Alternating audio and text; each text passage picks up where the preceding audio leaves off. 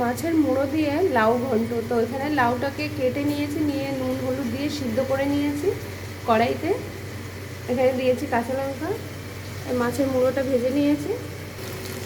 কড়াইতে তেজপাতা, শুকনো লঙ্কা আর দিয়েছি আদা আর জিরে দিয়ে এখন মশলাটা ভালো করে কষিয়ে নিয়েছি।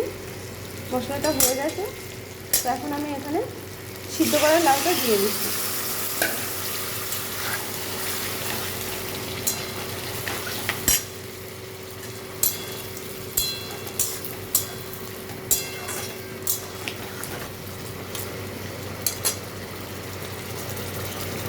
এখানে ভেজে রাখা মাছের মুড়োগুলো দিয়ে দিচ্ছি।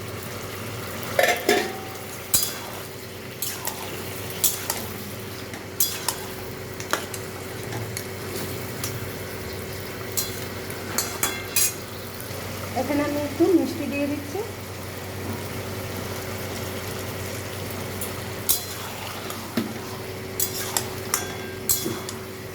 তো রান্নাটা খুবই সহজ রান্না, আপনারা বাড়িতে বানান, খেয়ে দেখুন, খুবই টেস্টি হয়।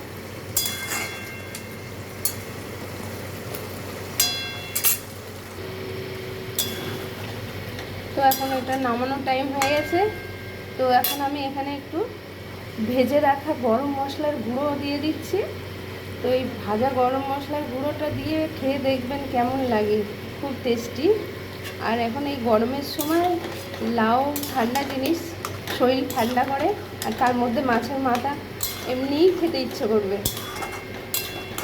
এ তো খেলে কোনো অসুবিধা হবে না, ভালোই হবে। তো কেমন লাগতো ভিডিওটা অবশ্যই জানাবেন, কমেন্ট করবেন, লাইক করবেন, শেয়ার করবেন।